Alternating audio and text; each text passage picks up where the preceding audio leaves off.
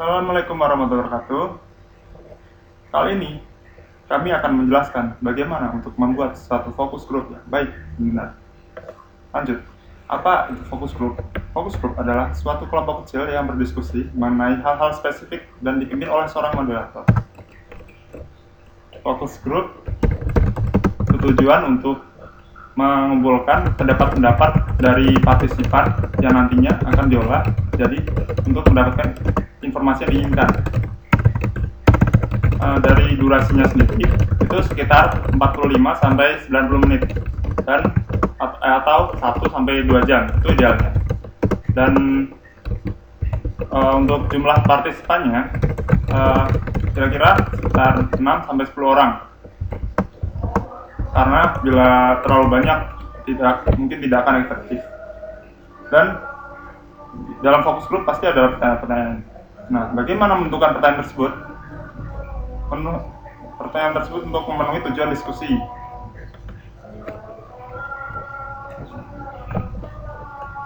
Pertanyaan itu seharusnya pendek dan to the point. Jadi langsung ke inti permasalahan yang dibahas. Selanjutnya, masing-masing pertanyaan harus fokus ke satu dimensi. Jadi pertanyaannya tidak melebar ke kemana-mana. Jadi fokus ke satu tempat. Setelah itu tidak ambigu. Nah, tidak ambigu biar nanti partisipan tidak salah mengartikan pertanyaan tersebut karena keambiguitas kata-kata pertanyaannya. Untuk selanjutnya tidak mengancam atau meremalukan untuk kemana para partisipan. Dan kemudian bukan pertanyaan yang jawabannya ya atau tidak, gunakan mengapa atau dan bagaimana. Jadi kalau yang ya atau tidak tuh, apakah kamu ganteng? Nah itu kan ya atau tidak. Bisa pertanyaan harusnya begini, bagaimana kamu bisa berganti sebagai ini? Nah seperti itu. Terus maksimal pertanyaan itu 12, terus 10 itu lebih baik dan 8 itu idealnya.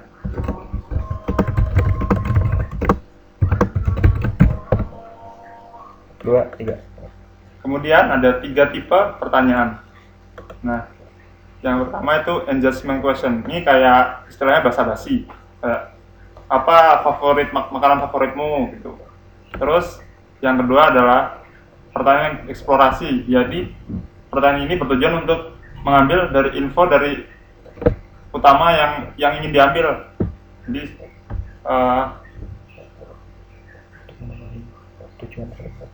untuk memenuhi tujuan tersebut. Terus yang ketiga adalah exit, pertanyaan untuk menutup.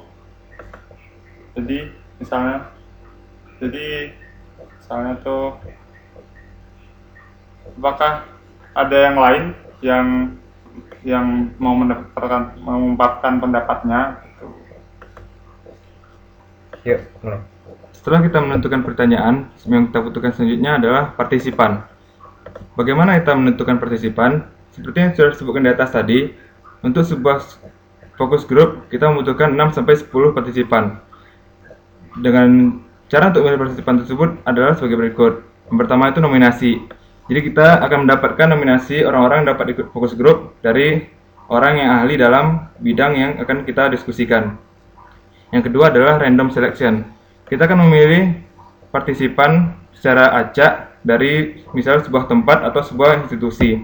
Yang ketiga adalah member dari grup yang sama. Jadi dalam membuat fokus grup ini tidak hanya satu grup yang akan dibentuk.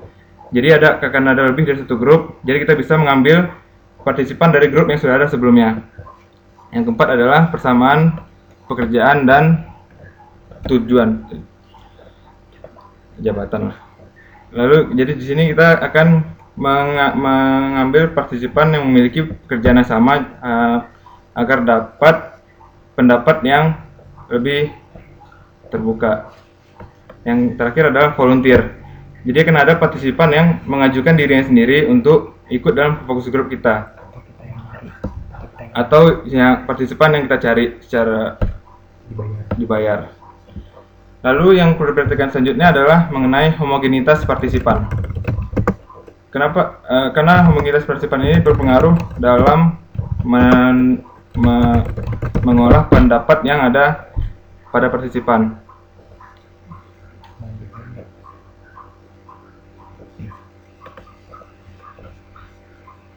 Nah, di sini merupakan contoh dari homogenitas partisipan.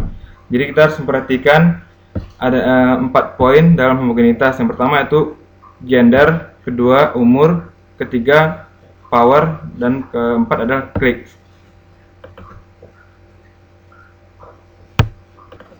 Maksud dari homogenitas ini adalah misalnya seperti dalam hal gender.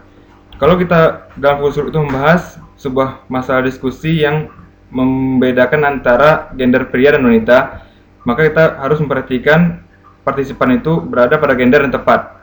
Lalu misalnya juga untuk umur.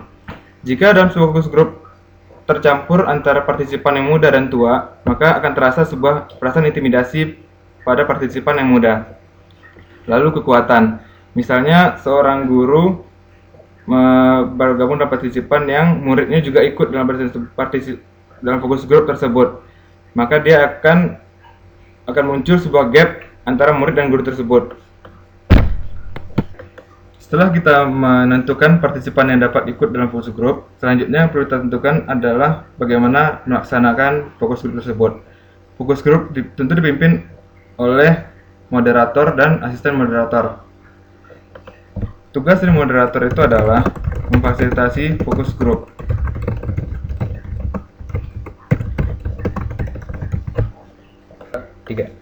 Apa yang dimaksud dengan memfasilitasi fokus group ini? Jadi moderator itu bertugas untuk memberikan pertanyaan kepada partisipan dan akan menggali lebih dalam jawaban dari partisipan yang menurut moderator masih kurang jelas.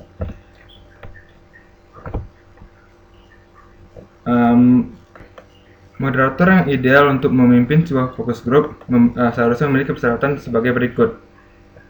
Berikut dapat kita lihat beberapa poin yang menjadi inti dari ideal sebuah moderator.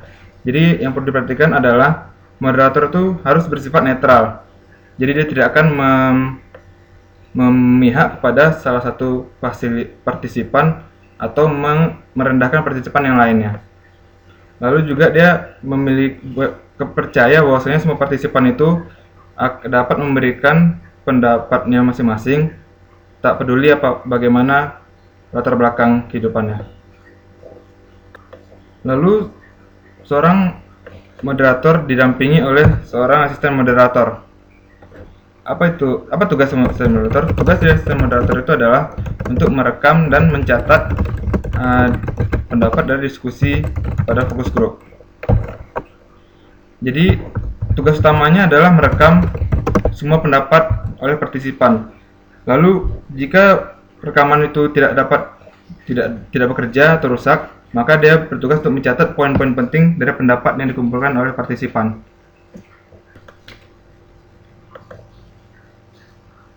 Sebelum pelaksanaan fokus group, kita membutuhkan persiapan, dan persiapan ini tidak bisa dalam waktu 1 malam. Di sini diterangkan mengenai waktu yang ideal untuk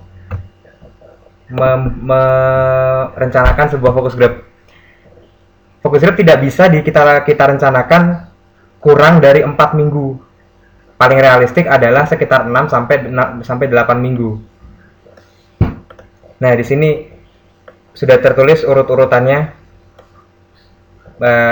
sebelum 6 sampai 8 minggu sebelum tanggal hari H, kita menulis tujuannya, kemudian mengidentifikasi partisipannya siapa saja, kita mencari informasi mengenai orangnya dan nomor teleponnya dan lain sebagainya yang bisa digunakan untuk menghubungi mereka, mencari fasilitator atau moderator, mendevelop question, itu juga membutuhkan waktu, dan seterusnya. 3. Ya, jadi demikianlah bagaimana cara membuat fokus group yang baik.